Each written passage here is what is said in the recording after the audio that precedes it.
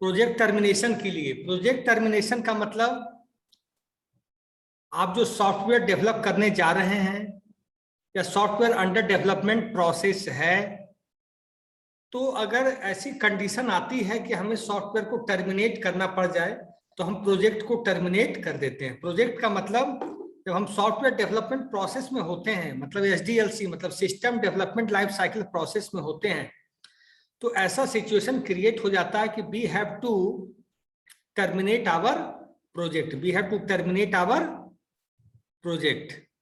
मेरी बात समझ रहे हो तुम लोग? टर्मिनेट हम क्यों करते हैं, कौन बताएगा? अगर हम कोई सॉफ्टवेयर बनाने जा रहे हैं तो टर्मिनेट करने की कंडीशन क्यों आती है, ऐसा सिचुएशन क्यों आता है कि हमें प्रोजेक्ट टर्मिनेट करना पड़े? कोई बताएगा?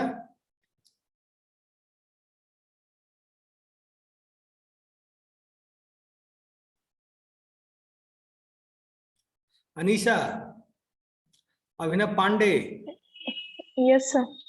आप बताइए, कुछ सॉफ्टवेयर हम डेवलप कर रहे हैं तो बीच में ऐसा कंडीशन क्यों आ जाता है कि हम प्रोजेक्ट को टर्मिनेट कर दें, हटा दें, प्रोजेक्ट को रोक दें, काम, ऐसी नौबत क्यों आती है? टेक्निकल इशू के कारण से, और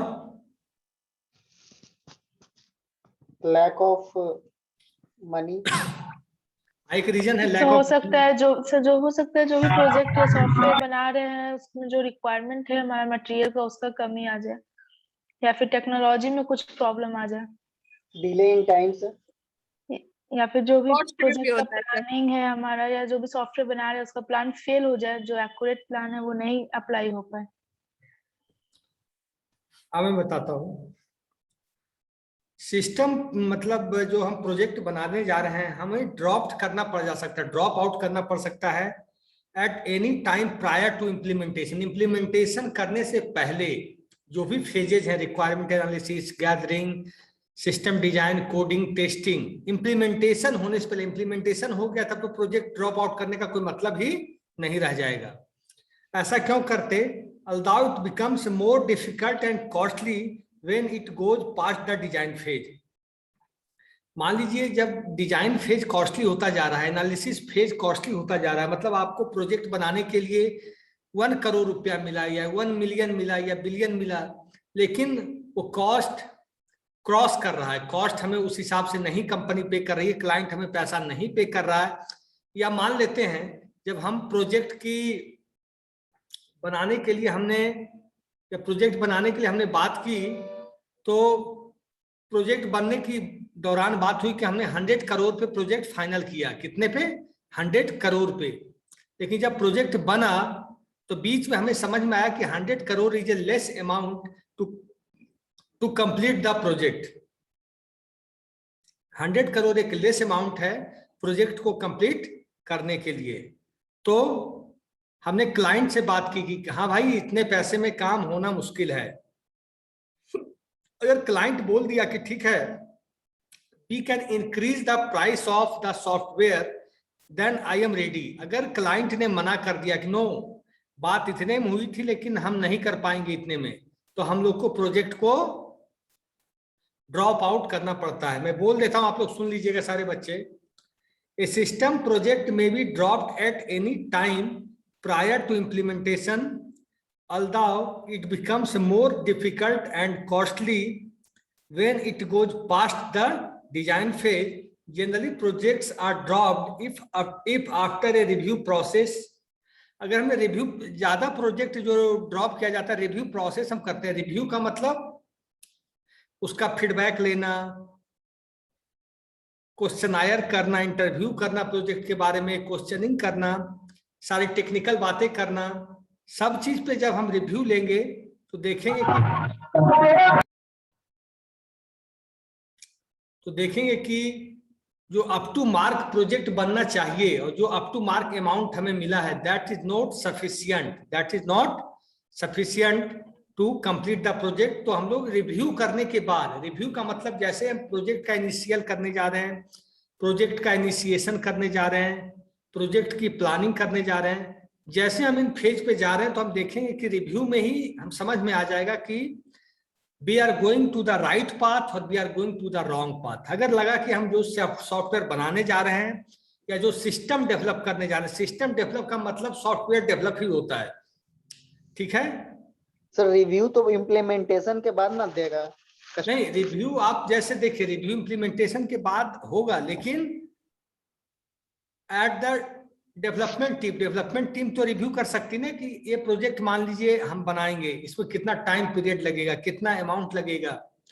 इम्प्लीमेंटेशन के बाद तो वो आता है रिव्यू, फाइनल आता है कि आपका सॉफ्टवेयर चल कैसा रहा है, सॉफ्टवेयर चल कैसा रहा है। सॉफ्टवेयर तैयार होने के बाद रिव्यू, जो इम्प्लीमेंटेशन के बाद जो रिव्यू आता है, उस सॉफ्टवेयर को कंप्लीट होने के बाद वो रिव्यू आता है। सर आपके कहने का मतलब है कि रिव्यू हो गया, टीम मेंबर्स अपने बीच में जो रिव्यू करते हैं। हाँ, जो project manager, team leader, coordinator, सब लोग आपस में जो करते हैं।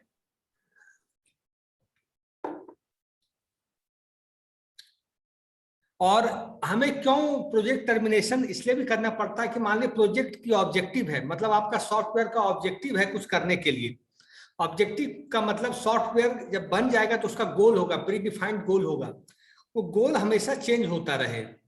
मतलब आपका जो गोल है सॉफ्टवेयर का वो फ्रीक्वेंटली चेंज हो, तो आपको चेंज करना पड़ेगा कि नहीं, कि भाई मान लिया ऐसा क्लाइंट आपको मिल जाए कि हमेशा सॉफ्टवेयर में कुछ ना कुछ फ्रीक्वेंटली चेंज ही कराता रहे।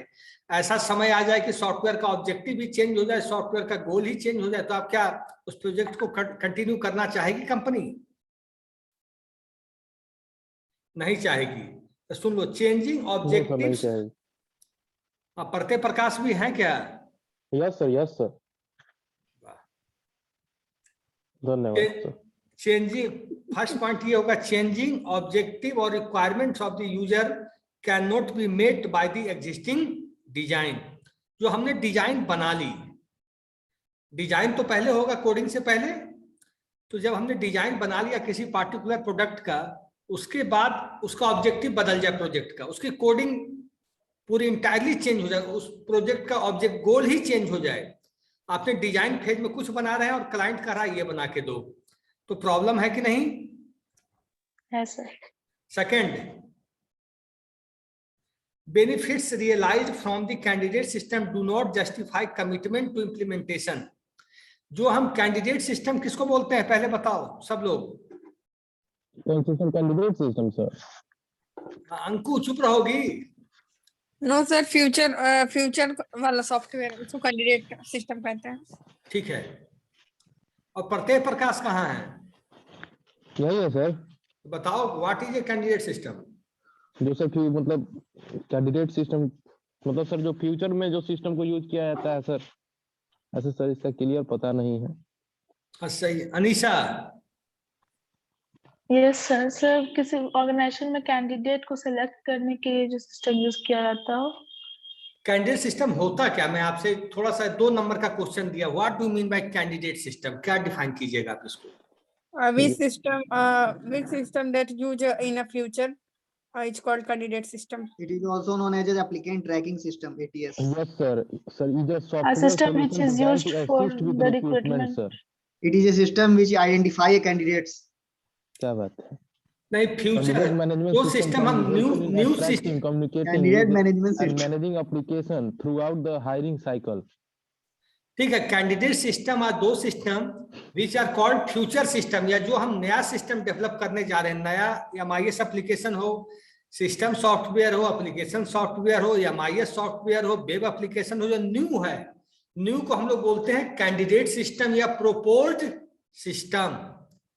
कैंडिडेट सिस्टम या प्रोपोज सिस्टम। तो नया सिस्टम जब हम बनाने जा रहे हैं, कैंडिडेट सिस्टम हम बनाने जा रहे हैं, वो अगर जस्टिफाई नहीं हो पाए उसका इम्प्लीमेंटेशन, न्यूली सिस्टम का अगर इम्प्लीमेंटेशन जस्टिफाई नहीं हो जाए, तो क्या फिर हम उसको प्रोजेक्ट को टर्मिनेट करेंगे कि करते रहेंगे काम?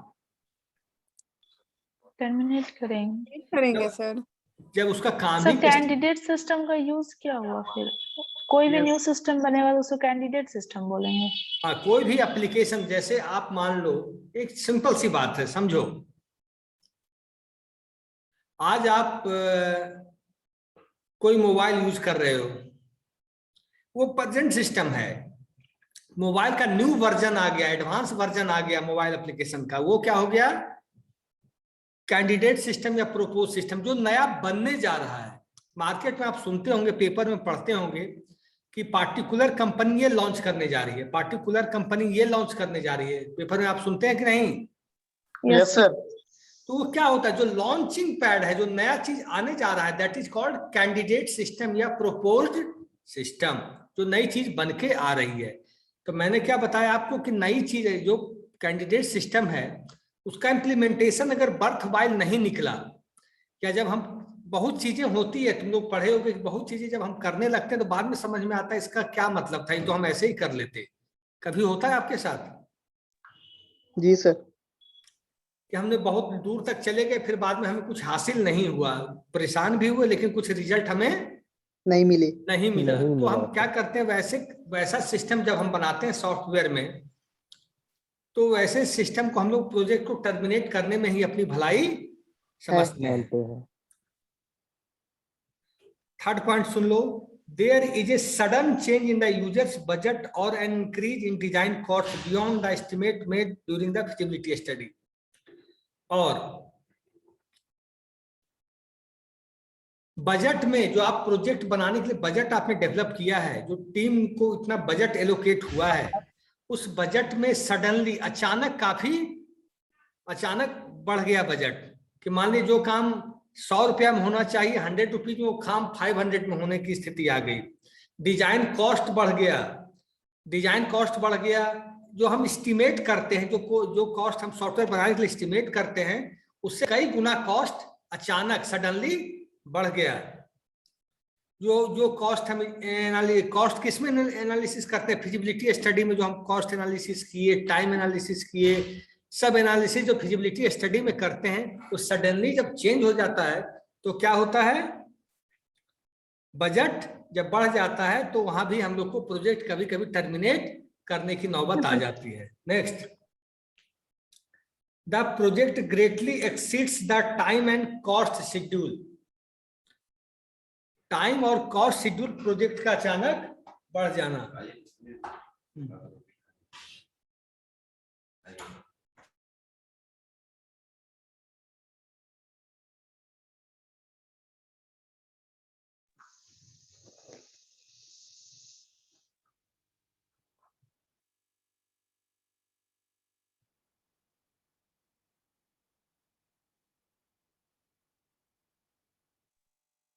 आप तो क्लास में 2 मिनट के लिए रोक रहा हूं, ऑफिस से आ रहा हूं 2 मिनट में, ठीक है? ओके सर, कोई दिक्कत। Yes sir. काम आ गया अचानक। आइए सर।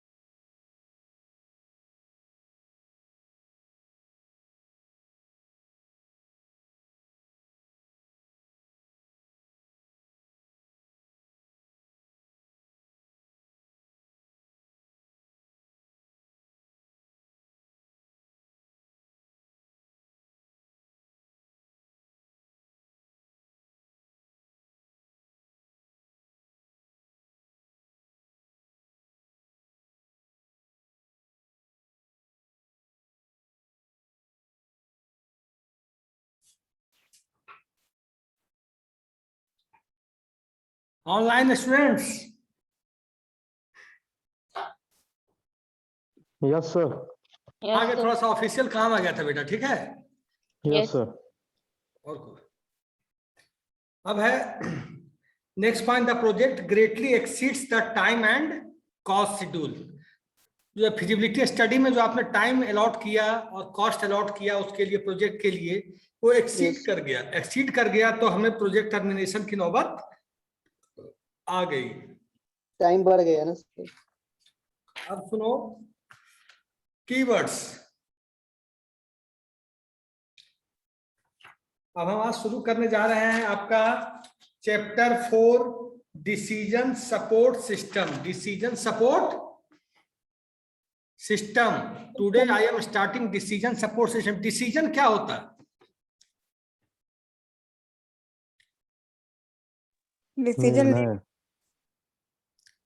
डिसीजन हम कैसे ले पाते हैं? How we are taking decision, किस बिहाफ पे हम डिसीजन लेते हैं? बताओ किस बिहाफ पर हम लोग डिसीजन लेते हैं?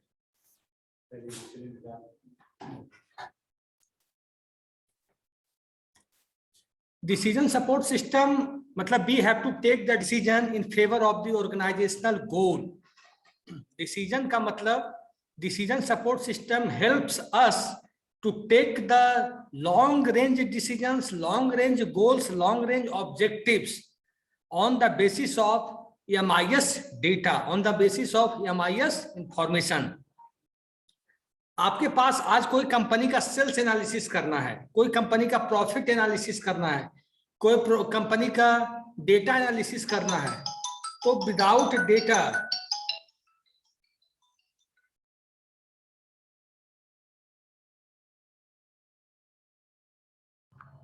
नहीं कर सकते। विदाउट डेटा हम लोग एनालिसिस नहीं कर सकते। तो डिसीजन सपोर्ट सिस्टम का डिफिनेशन लिख लो, काम आएगा एग्जामिनेशन के टाइम में आप लोगों को। अरे यार फोन भी परेशान, साइलेंट कर।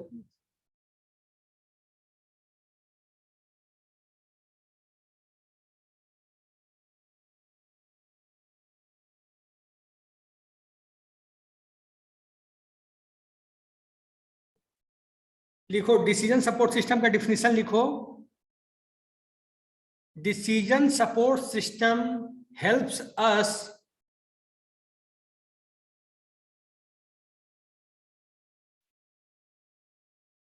To take decisions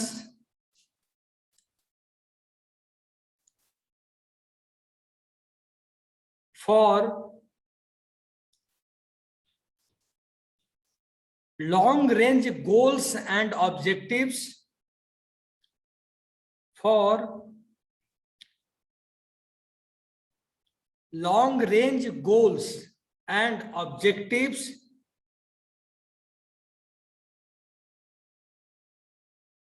for the organization,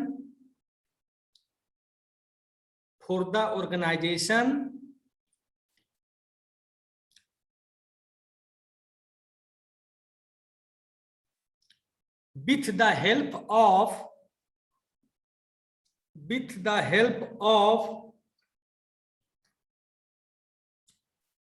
MIS data, with the help of MIS data, comma, information, comma, graphs,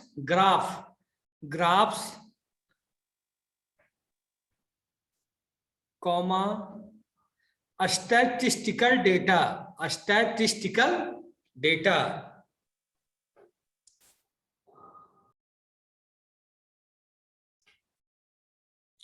अब मैं बता रहा हूं डिसीजन सपोर्ट सिस्टम। सब लोग लिख लिए कि लिख रहे हैं अभी लोग? लिख लिए सर। हाँ, अब सुनो कि हिंदुस्तान में, इन इंडिया और थ्रू आउट द ग्लोब, मतलब अमेरिका, यूके, कनाडा, आज हम कैसे पता करते हैं कि डायबिटीज के पेशेंट, ब्लड प्रेशर के पेशेंट, शुगर के पेशेंट, किडनी के पेशेंट, हार्ट के पेशेंट ग्लोबली कितने हर साल बढ़ रहे हैं। तो हम लोग के पास डेटा होता है थ्रू आउट। पहले हम लोग क्या करते हैं, डेटा कलेक्ट करने का काम करते हैं, फिर डेटा कलेक्ट करते हैं। पहले हम लोग लोकल टाउन वाइज, फिर विलेज वाइज, फर्स्ट आएगा विलेज वाइज, फिर टाउन वाइज, फिर डिस्ट्रिक्ट वाइज, फिर स्टेट वाइज, फिर कंट्री वाइज। जब हमने चेक कर लिया, आप लोग को एक चीज मैं बता रहा हूं कि जहां जहां गंगा बेसिन है अपने देश में, गंगा बेसिन का मतलब आप समझते हो ऑनलाइन स्टूडेंट्स, गंगा बेसिन आप लोग समझते हो कि नहीं, कि मैं समझाऊं? यस सर, यस सर, जिस समझते हैं। जिस शहर से गंगा नदी बगल से गुजरती है, जैसे बिहार में हो गया, बेगूसराय हो गया, पटना हो गया, मुंगेर हो गया, मोकामा हो गया, बख्तियारपुर हो गया, बाढ़ हो गया, ऐसे बहुत सिटीज हैं जहां से गंगा नदी जिसके बगल से गुजरती है। तो ऐसा पाया गया कि जिन जिन शहरों के बगल से गंगा नदी गुजरी है वहां कैंसरस पेशेंट, किडनी पेशेंट ज्यादा है। तो इसका सर्वेक्षण कैसे हुआ? हर डिस्ट्रिक्ट का डेटा गवर्नमेंट ने इकट्ठा किया, हर डिस्ट्रिक्ट का, बिहार का।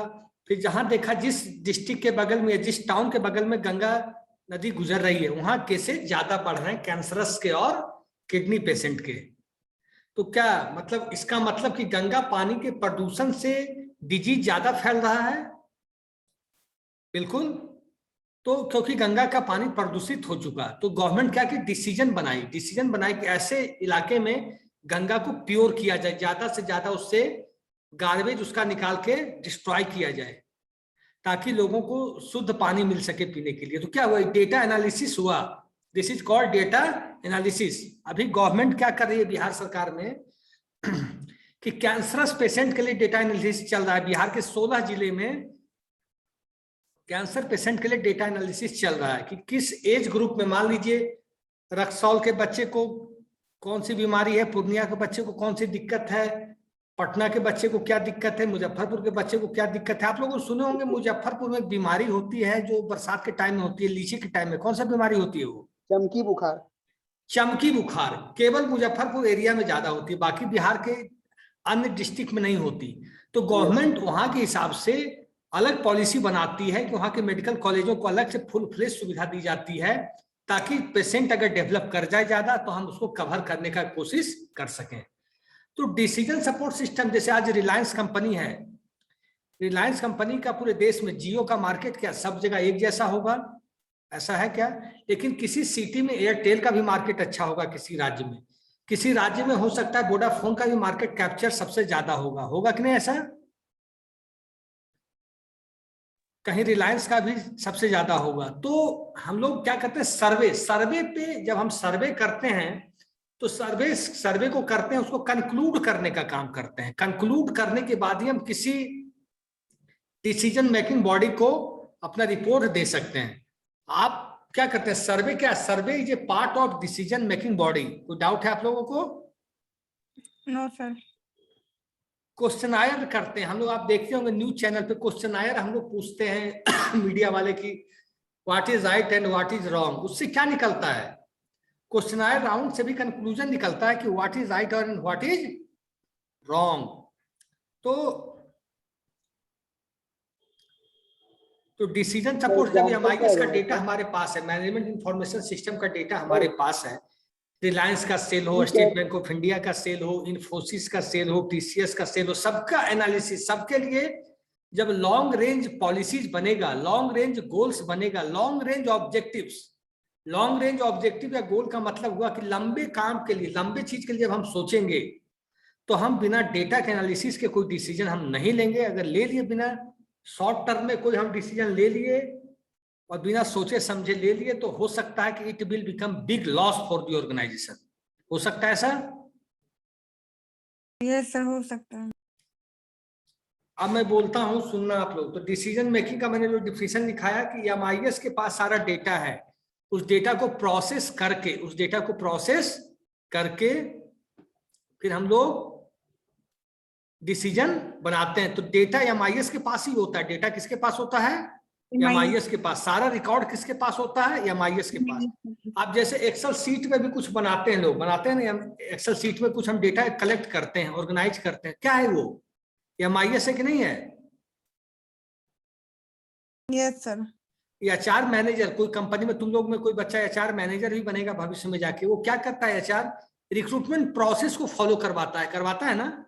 यस सर करवाता है। मतलब रिक्रूटमेंट प्रोसेस मतलब रिज्यूम लेने से लेके फाइनल ज्वाइनिंग तक करता है ना? तो यस क्या सर। वो रिज्यूम को कलेक्ट करता है, वो पेपर में ऐड निकालता है, ऑफलाइन ऑनलाइन ऐड आती है, उसके पास मान लीजिए किसी चीज की वैकेंसी है, 4 सेल्स के स्टाफ चाहिए, तो उसके पास 200 बच्चों का आ गया, ये रिज्यूम आ गया, बायोडेटा 200 बच्चों का आ गया। अब उसी में उसको सेलेक्ट करना है, तो उसमें देखना है कि कितना बच्चा अच्छा है, कौन सा बच्चा का एक्सपीरियंस क्या है। तो 200 रिज्यूम को एनालिसिस करेगी उसके बाद मान लीजिए 4 बच्चों को लेना है, तो 15, 20, 25 बच्चों को वो कॉल करके बुला लेगी, उसी में सेलेक्ट करेगी। तो क्या है, अगर उसके पास MIS डेटा नहीं हो, 200 लोगों का रिज्यूम उसके पास नहीं आए, तो वो सेलेक्ट कर पाएगी कि सही बच्चे कौन है और कमजोर बच्चे कौन है? No sir. तो वो भी डिसीजन ली कि हमें किसे बुलाना है और किसे नहीं बुलाना है।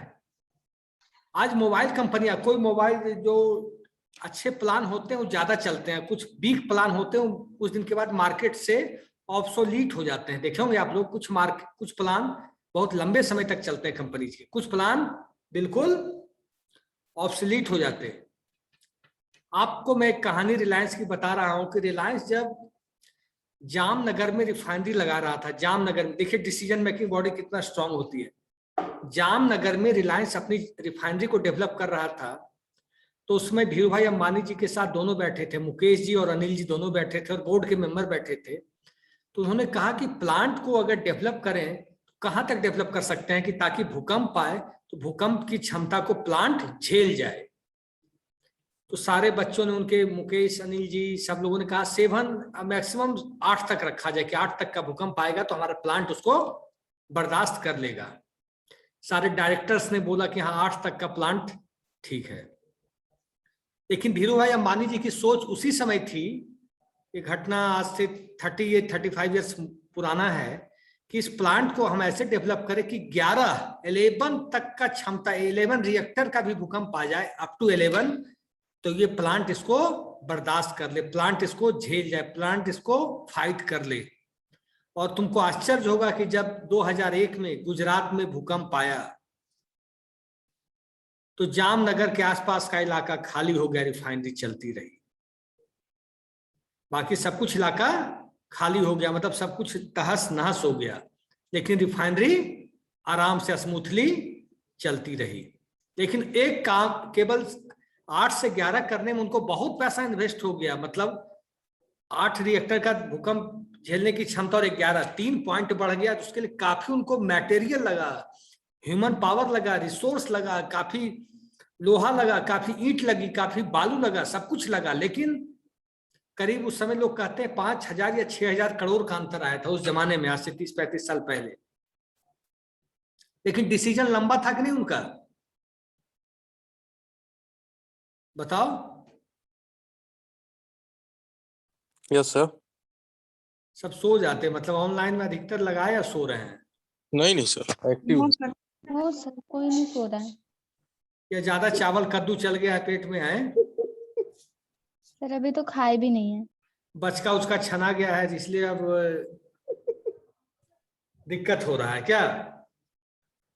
ठीक है, इतना समझ गए कि नहीं आप लोग? यस सर Yes, समझ sir, thank गए। you, sir. आने दीजिए आज। ठीक है, प्रत्यय प्रकाश अटेंडेंस अपने पास रखिएगा सारे बच्चों का। ऑफलाइन में कोई बच्चा नहीं आया है प्रत्यय प्रकाश, ठीक है सर, ठीक है ठीक है। आपसे Attendance लेंगे जब आप Thank हम you, sir. मिलेंगे तब। थैंक ठीक है you sir. Sir thank you सब सर लोग एंड बढ़िया हैप्पी से छठ छठ को पूजा। मनाइए, आज खाने का दिन है, ढंग से खाइएगा, कंजूसी मत कर दीजिएगा खाने में। यस वही सर। आप बोल खाने दिए पे थे। ज्यादा तो सर। काम है सर। खाइए और आप बढ़िया से खाइएगा, sir. खा के पढ़ना है, फिर सो जाना है। Yes sir. सर ठीक हैप्पी है, Chhath Puja. Okay, best of luck सबको है। Thank you, sir. Thank you sir. Okay, bye. Bye.